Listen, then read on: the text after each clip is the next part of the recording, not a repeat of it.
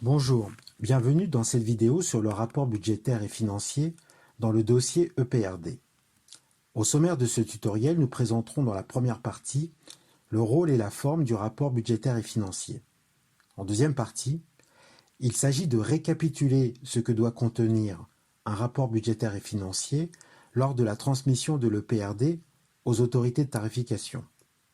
La troisième partie est l'analyse financière de l'EPRD à partir des agrégats de gestion compris dans ce rapport. Et la dernière partie concerne les hypothèses retenues des projections et des perspectives sur une période de 6 ans avec le plan global de financement pluriannuel. Le rapport budgétaire a pour objectif de présenter de manière synthétique et sous forme littérale les prévisions de charges et de produits. Ce document permet aussi de retracer les hypothèses retenues qui ont permis à l'élaboration de l'EPRD. Ce rapport est un outil de communication, aussi bien externe, à destination des autorités de tarification, mais aussi interne, auprès de la direction et des élus le cas échéant, permettant d'accompagner la lecture et la compréhension des annexes comprises dans l'EPRD.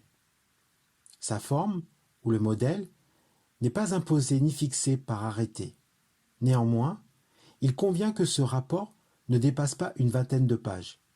Il doit être clair, précis, pédagogique et doit se focaliser uniquement sur ce qui est vraiment important, notamment les chiffres clés de l'exercice écoulé, avec une prévalence des commentaires par rapport aux données chiffrées.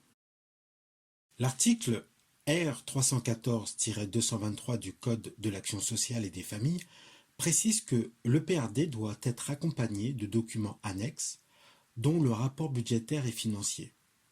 Son contenu doit porter obligatoirement sur 3 points. Le premier point, analyse globale des équilibres généraux. Le deuxième point sur l'activité prévisionnelle. Et le troisième point sur l'analyse de l'évolution de la masse salariale. Par conséquent, en page introductive de ce rapport, il s'agit de rappeler le contexte de l'entité. Ainsi, les premières pages présentent la fiche d'identité de l'organisme gestionnaire le cas échéant et retracent les principales informations juridiques et administratives telles que l'adresse, la date d'effet du CEPOM. Il s'ensuit les priorités et enjeux des établissements, particulièrement sur des projets à venir qui ont un impact budgétaire significatif. Le point suivant concerne les personnes accompagnées par l'établissement et l'évolution des caractéristiques des usagers. À titre d'illustration, le tableau ci-après présente l'activité d'un établissement ou de service en termes de capacité et de nombre de journées.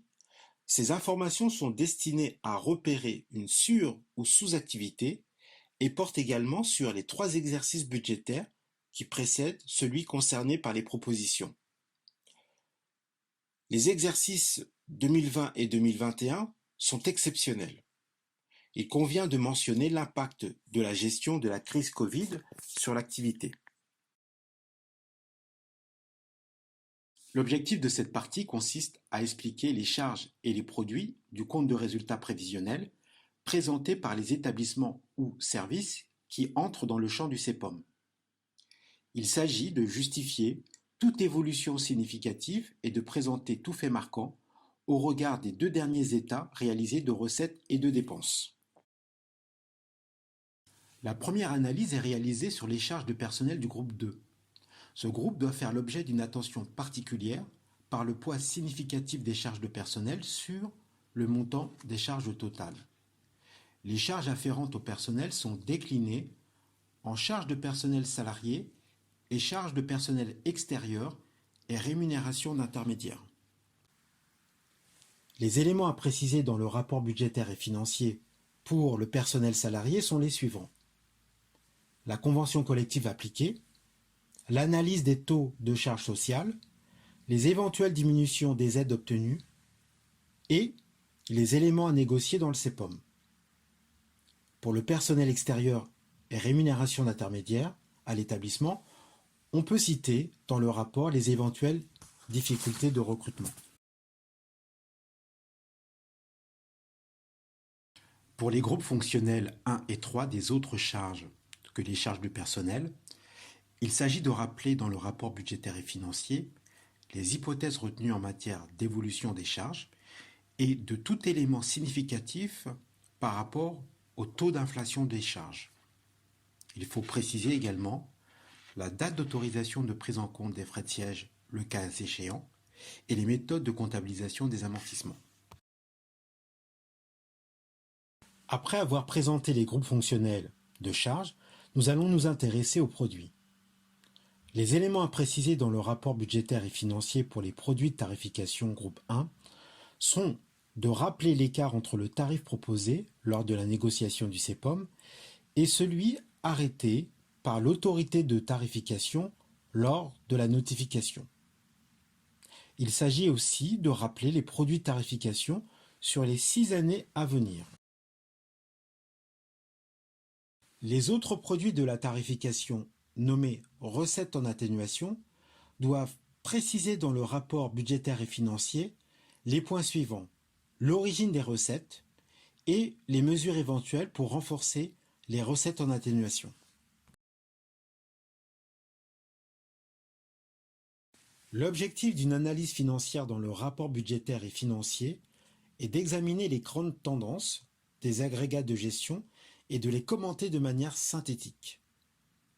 Un tableau de l'analyse de la structure financière dans cette partie du document doit permettre au lecteur de formuler une appréciation de la situation financière. Les projections et perspectives sur une période de 6 ans sont à préciser dans le rapport budgétaire et financier, en présentant les hypothèses des activités retenues sur 6 exercices, les hypothèses de projection des charges et des produits, un tableau du programme d'investissement chiffré, comprenant les impacts sur les 5 prochaines années couvertes par le plan pluriannuel d'investissement. Et enfin, un tableau des emprunts en cours et à venir.